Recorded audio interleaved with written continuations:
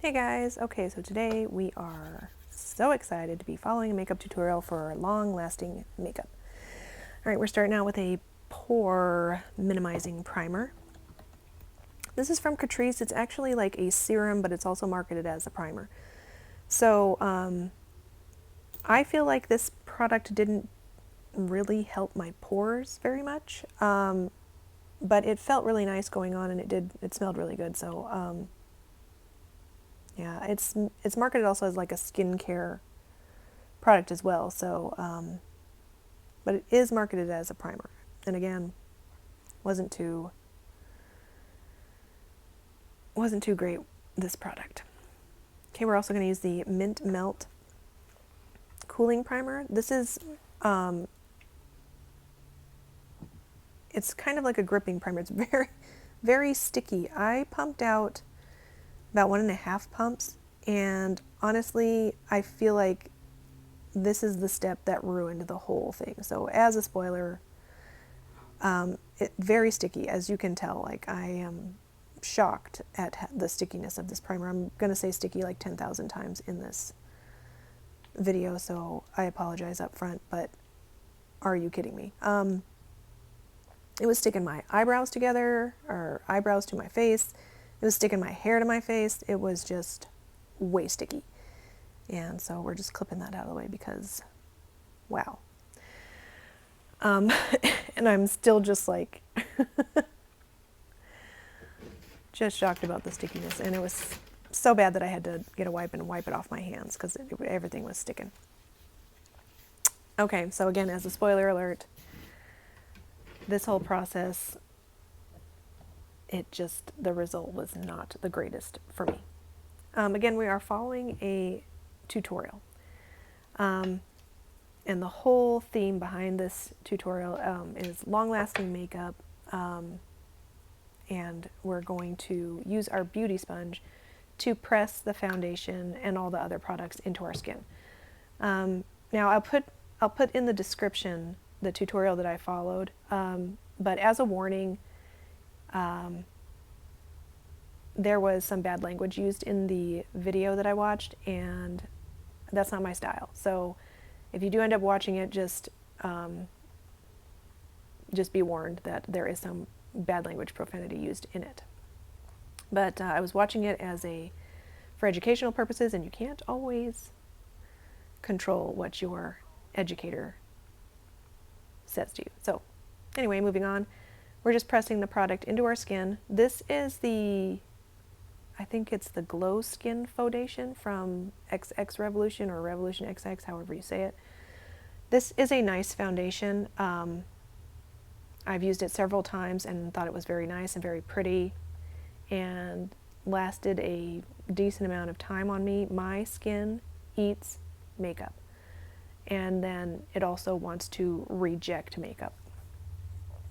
I've never found a method of application that will give me long-lasting makeup.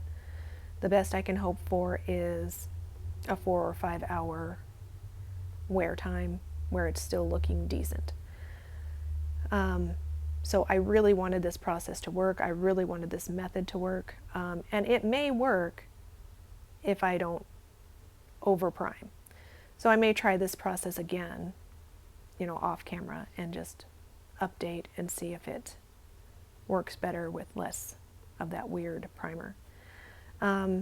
Very shiny, this foundation. I think because of the primer that I put on underneath the Mint Melt primer, that was very shiny as well, so it's just a little bit too much glow for me.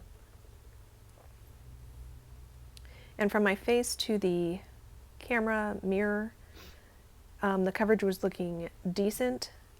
Not full coverage by any means, but decent coverage. You'll see in a couple of close-ups that in fact, when you got closer, it looked a little bit patchy, but I think it was because of that primer again. Time for concealer. There was a ton of extra foundation on my hand there. I pumped out a little bit too much. Now, because this is the Morphe concealer, you guys, and if you watch my videos, you know that this has been a favorite of mine, and it provides good coverage for me. Not full coverage. I can't get full coverage really just about with just about any product because of I have so much hyperpigmentation, but I think because of the pressing, which was the method of application for this particular process or method of makeup, because of all the pressing, I think it may have just blended the concealer away, and I probably could have used another layer.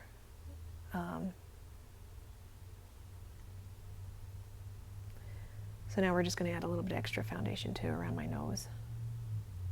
I really wanted this to work. So I was trying to do everything I could to have this process succeed. And my nose is very sensitive, and my sinuses are very sensitive to just about everything, anything and everything. I have allergies and all that, so I wanted to put extra so that during the day, if I had to wipe my nose or whatever, that the foundation would be set and the process would be successful in longevity.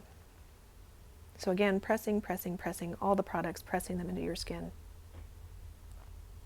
making sure there's not any excess that could crease. Again, I wanted this to work so bad.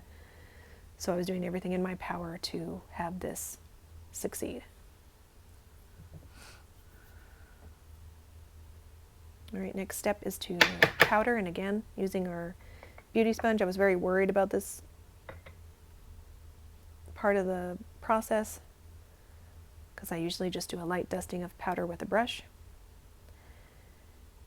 But in this method, we press the powder into our skin. Not baking per se, but just pressing a thin layer, which I did. It was a very thin layer.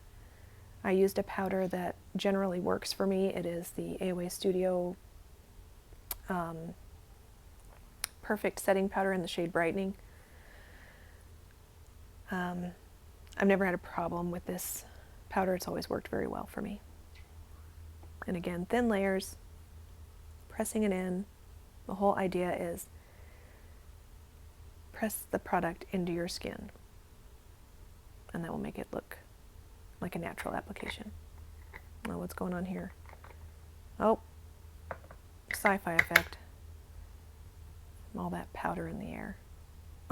Wow. I tapped the container on my desk to settle it, and there was a perfect beam of light right there that just reflected all those little powder particles in the air.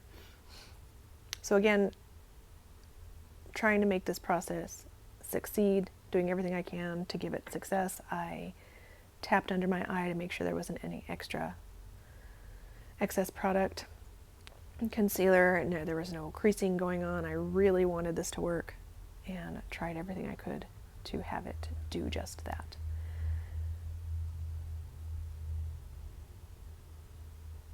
It's very difficult for my under eyes because I have a lot of hereditary saggy skin and fine lines and wrinkles all around my eyes.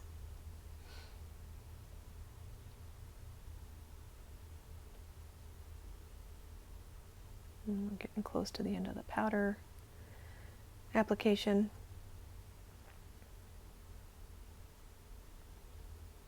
Just pressing it all into our skin.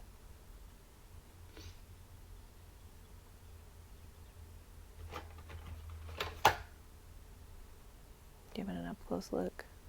Again, it doesn't look too terrible on camera, but in real life, my under eyes were looking not good. It wasn't that they were creased up with product.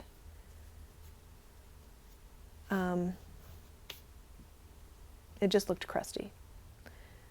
And again, the definitive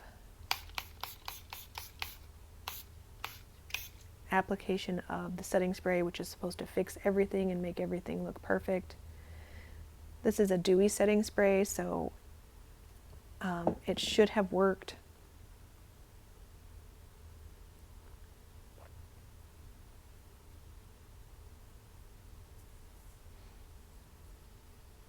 I've heard time and time again that setting spray fixes everything. And I wanted to press the product into my under eyes just so that it wasn't crusting up. Again, doing everything I could to make this process succeed. And again, from my face to the camera, doesn't look too bad.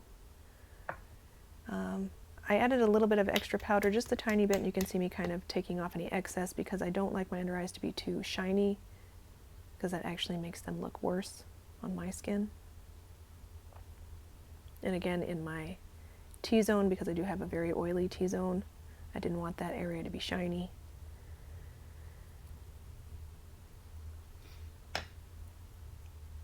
There we have it.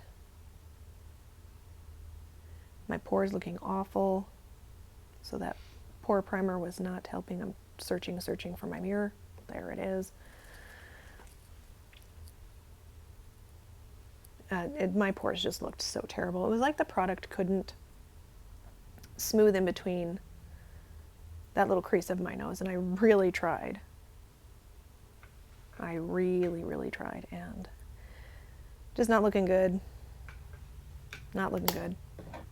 Last attempt to save the day. Press the product in more.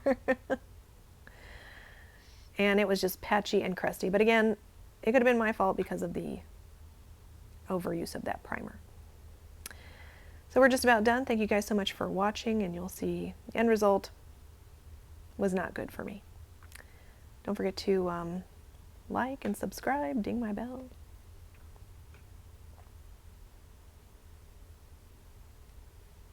Get that last up close look. Oh, the look of disappointment. So sad. Looking crusty, and patchy. So we'll try it again sometime. I'll update. Thanks for watching.